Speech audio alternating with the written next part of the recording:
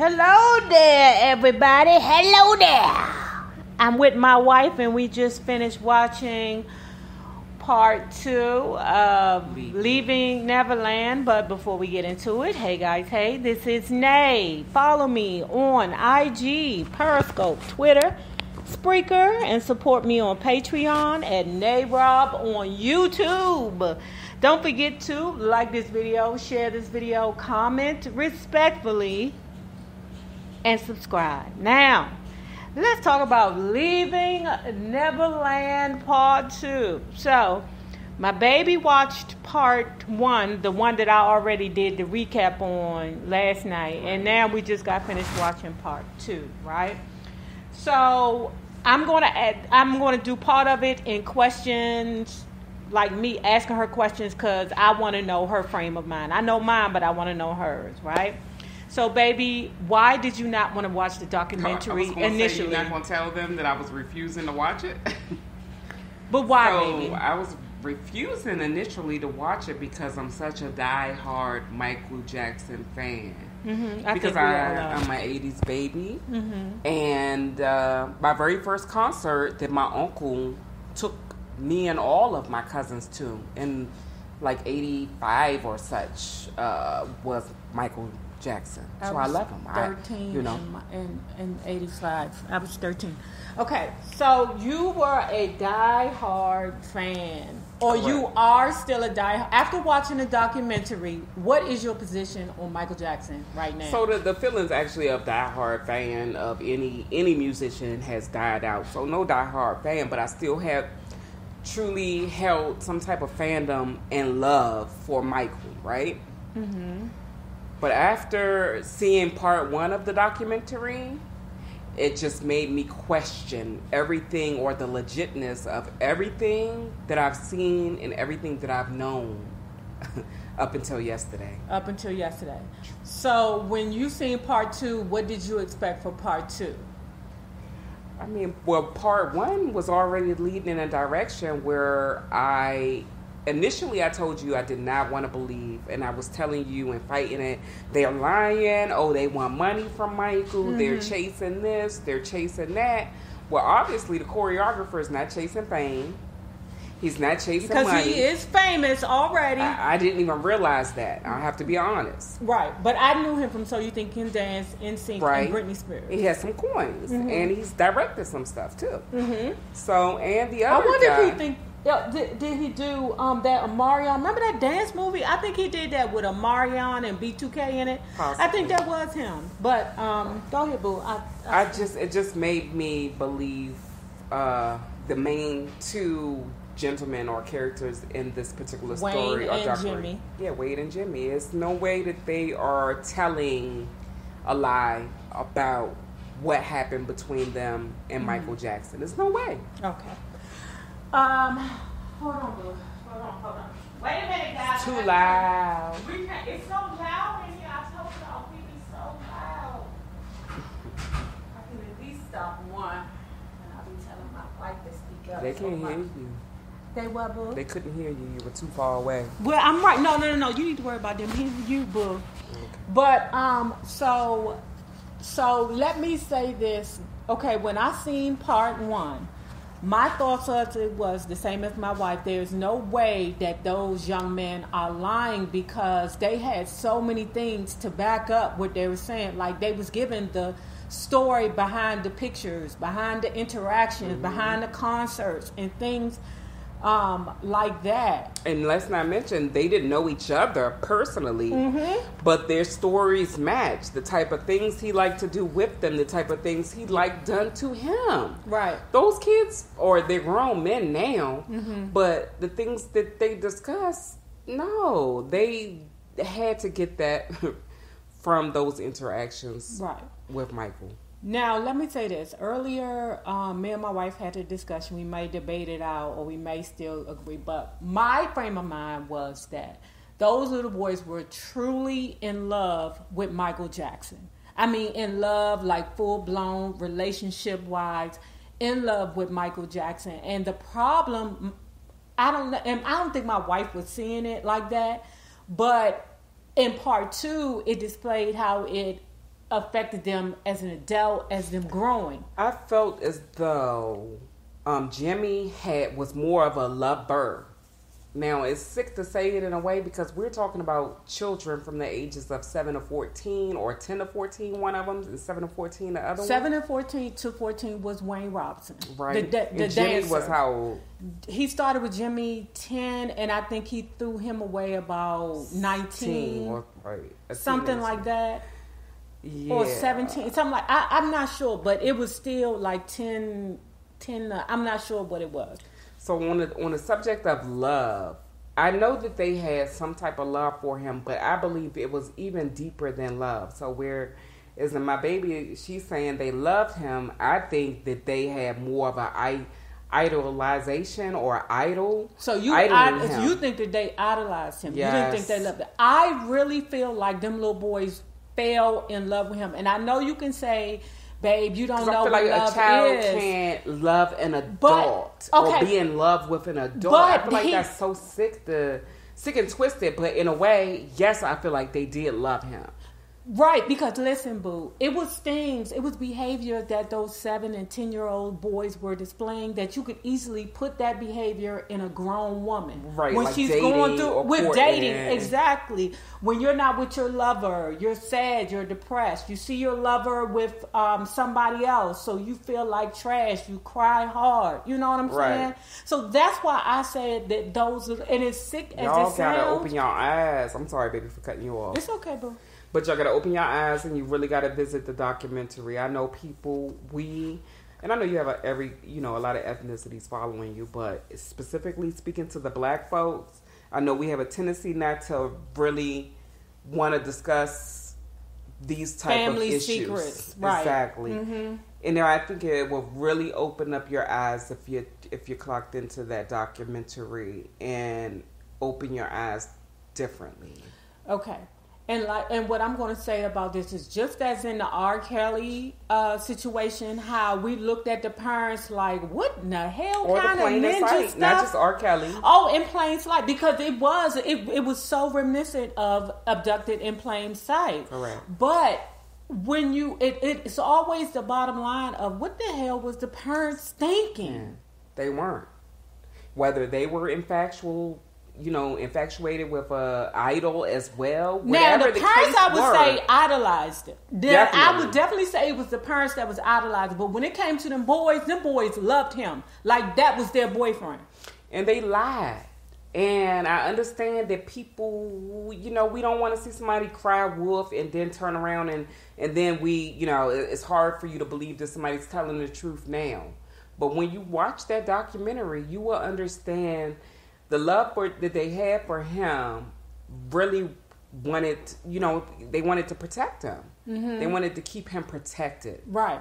The same way I felt, and I said this earlier when we spoke about it, the same way that you have a battered woman who will look the police in the face with her eyeball hanging halfway out her head, and they ask, ma'am, did he hit you? And she looked him dead in the face and said, no, he did not hit me. I ran into the cabinet. That's right. And not only that, remember on the part 1 of the documentary, they discussed about when he went to court the first time and they seen all those fans who idolized him and was really like, screw that. Ain't nobody touch him. F that. Y'all just after money. It put something in their brain that, even their parents didn't believe that Michael were touching, little boys. Right. So it reinforces for the child going through it is to not say nothing, because they feel in their mind, I'm going to mess everything up. That's right. I'm going to hurt all those people out there that love Michael if they find out that he is this guy. Because really and truly, I really don't think that they even really thought that it was wrong or that their relationship was wrong until they found out that it was other little boys that came out and said that it was wrong. That's right. Yeah. Because they were so in love with him. Like that, I believe that they thought they had a beautiful relationship with Michael, and then their time was up. And let's talk about, even though Michael has done these things that they accuse him of doing, they still held on to trinkets. Yes. Yes, yes. So let's discuss Jimmy versus Wayne Robson. Jimmy was the one who I feel like was hurt the most. That was the one who you felt really, really was in love with Michael, right? I feel like they both wasn't in love with Michael, but if I think about it, I believe that Jimmy was devastated the most. I believe he's still stuck. He has a wife, but I don't know what's going on in that relationship. I don't know. He has a child. But when you look at the documentary, you can clearly see that he is suffering from some type of something. I don't know what's going on with him. I mean, his mind is not even connected sometimes. Right. When he's processing things and adding thoughts. I don't know if he's on medication. Right. I don't know what it is. I don't know if the things are just not connecting because his brain has been frayed so much from abuse. Right. And maybe possibly an undiagnosed, condition related to that abuse that he's not been treated for underlying. Now, he said that he has had some nervous breakdown and he had some anxiety issues and things like that. And his poor wife is hanging in there with him. God bless her. She's a good woman. She's a very good woman because I wouldn't have gave no crazy nigga my baby. That wouldn't have happened with me. Right. But I think she really knew he was kind of off balance more than Wade's wife. Mm-hmm. She had no clue. She was blindsided by, hey, let me tell you about Michael really did abuse me after me saying he didn't. And the only reason why he said something to his wife was because Wade came out and said something. He was going to carry that to the grave with him. Could you imagine? Wade, Jimmy only. Jimmy only came out and said something to his wife after Wade came out and said this was happening to me. And I feel like they both were going to take it to the grave. Wade only didn't take it to the grave because both of them had young children. And this is the thing about abuse. Mm-hmm. I have never been abused, but I know this to be true from other people. Mm-hmm. As your children reach the age where you have been abused, you start thinking those thoughts. Aww. And you start thinking about what could possibly happen to them. You start thinking about what happened to you at that age, Right, and that's what they said. And that's what brought this to the forefront, really, for both of them. Right, that's when they both started tripping, when their children became the age. And it really started sinking in that, wait a minute, if that man touched my child at the age that they are now, was it still like a beautiful thought? And he said no. He started to feel rage from it. Right. Well, and let me push pause because I feel like you just jumped in there with that. But Wade used to always come into the defense of Michael, just still thought of him as a good person. Mm-hmm. He still thought of him as a good person even though the abuse occurred between, or even though Michael abused him. Mm-hmm. So that's what you're talking about when the baby, he started thinking about if these things that Michael did to me were done to my son. Right. Would I think of that as something that is okay? No. And he started having breakdowns. They both were very rageful, and they had bad. They just were. Their fatherly instinct jumped in to protect their child, right? And I think one of them was still like, Mom, what's your problem? Wade brought his mother into therapy. And I think that Wade is still battling with, Mom, why didn't you protect me from that? Wade's wife was even upset. Yeah. She was pissed off because having a baby, she's thinking to herself, how could a mother be next door? Y'all, if you watch this documentary, it's just like another plane in sight. And I know y'all abducted in plain sight. Abducted in plain sight. It was. It's baffling to you how a mother would allow such things. And that's what makes the public think it's so wild and this couldn't have happened. Why would an adult, how could this have happened? Mm-hmm. It's because the parents almost set it up to just be easy. And Michael Jackson seduced the entire family. Finessed them all. Michael Jackson, he had some play away. I say, and I'm not trying to be funny, but when the young man in part one, when he said that Michael, which one was his little boy? Was it Jimmy or Wade? But either one of the little boys said that Michael Jackson had a new little boy every 12 months. Every year. And when y'all look back on that, that's not a normal behavior. That's not cool for him to hang around 34, kids. 33 years old, and every year, you coming up with a new best friend, a little boy. Right. Nothing. Like when he was saying in part 1, he was like, I just want a friend. I'm just so lonely. I want to be a friend.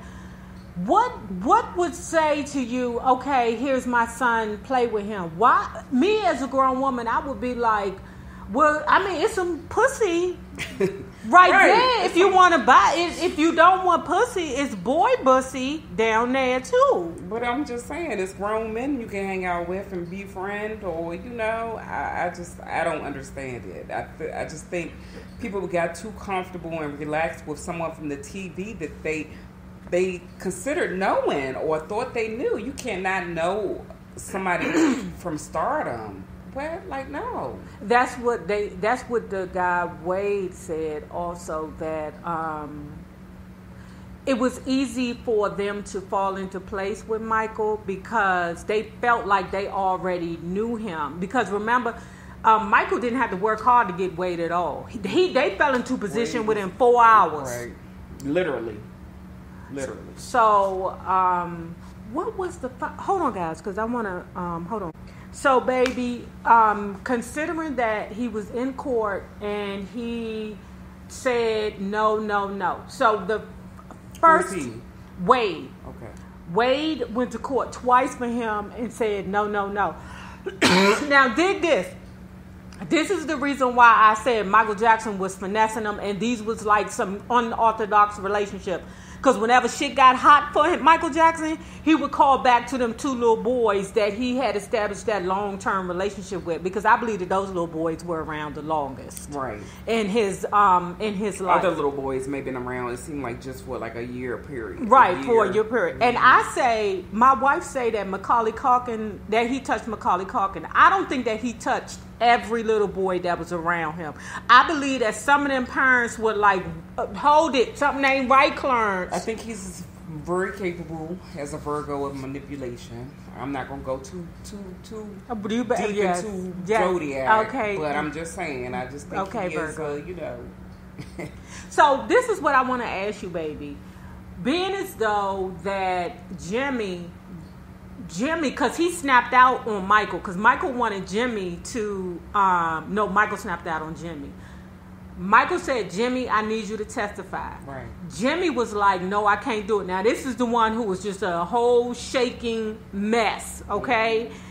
Michael Jackson was like, basically, I'm going to get you. He turned into a whole beast on him when Jimmy said he wasn't going to go to testify to, solidify this fuck shit. You know what you done to me. Right. He told him he was going to get him for lying and perjuring himself. And he got lawyers. Mm-hmm. Yeah.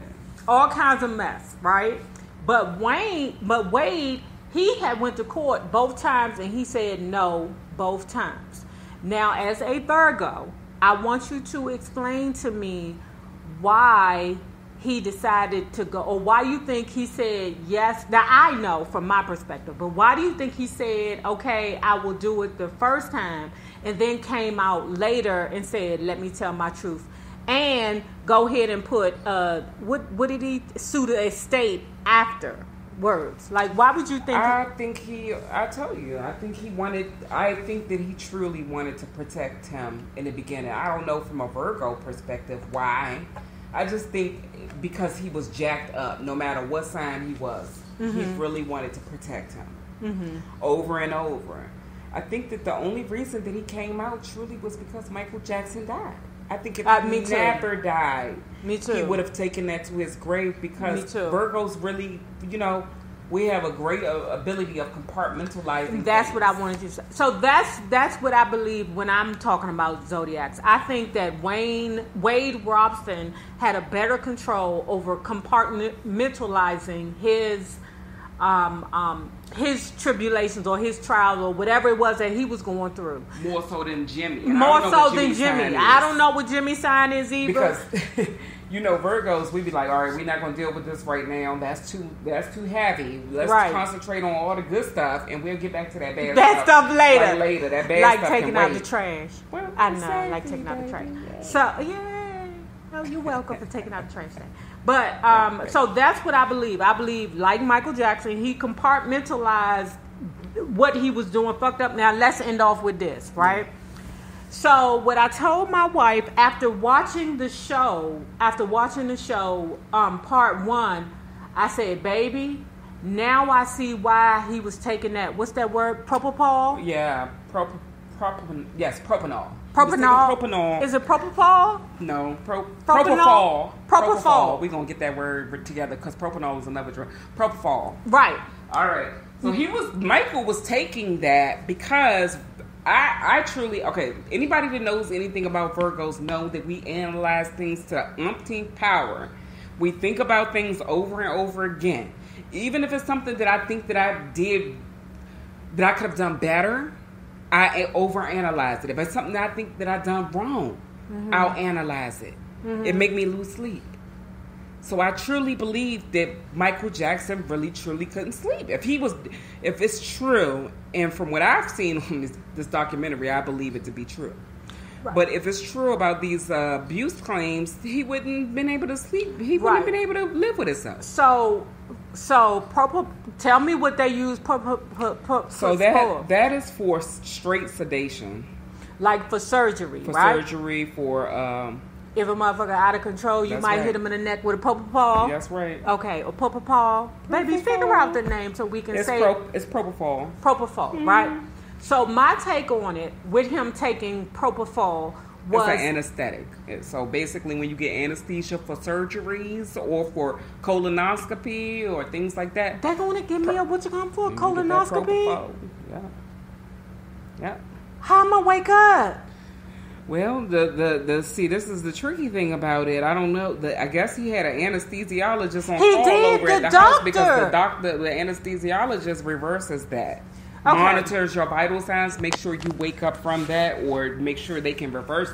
Okay, well, let me say this, right? What I thought, right? Because when you have trouble sleeping, sometimes people will take old, Percocet, some Z-Pack, some Z-Quil, some NyQuil, some regular or Ambien, go to your doctor, I can't sleep, something like that. But after watching this, I said, no wonder this motherfucker had to take propofol to go to sleep. Because he was dealing with demons every day. And that's instantaneous sleep. Y'all got to understand what I'm telling y'all. Instantaneous deep sleep. The one when the doctor say count backwards, 10, 9. You don't make it to 2. You don't? Yeah, that'd be so true. Literally, the onset of this drug is 15 to 30 seconds. Yeah. They say count, yeah. So anyway, guys. So with the fact that he was taking that damn propofol, you cannot tell me that he was not trying to chase away them damn 5 and 7-year-old demon that is in his head. Too many things add up. Too many things just make sense now. And people, y'all have to stop being scared to see the truth, because that's the same thing what happened with a lot of people, parents. They don't want to see what's really going on, and you need to see this. I'm not mad at Oprah. I know a lot of you motherfuckers are mad at Oprah right now. I'm not mad at her. Out. They done went to Oprah's IG, done said F you, Oprah, and just lots of bad things to Oprah. Yeah, but Oprah was a victim of sexual abuse also as a child. I believe that people who are sexually abused are always going to tell the truth or let people voice their truths, and if she finds it credible, y'all know that Oprah's not a janky person. Y'all know that Oprah started as a journalist. Y'all know that Oprah is going to research those facts. She's an Aquarius. I didn't even know that, so that lets me know even more so that she's going to research it and know what she's talking about. She's going to make sure, So, well, baby, what else we want to talk about? Because I'm blown about this. I'm about to go. I mean. No, we both blown. We blown, y'all. Anyway, we just got finished Black History Month. We are blown. And yeah, Black History Month is fucking. At least they waited till March to do this. True, did they? I think it came out like 4 days ago. What's today's? Anyway, guys, remember this: the same people you meet on the way up will always be the same people you meet on the way down. Naysayers, my Patreon loves. House of Nayrob. If you need me, babies, I will always be here. Have a good one. Deuce.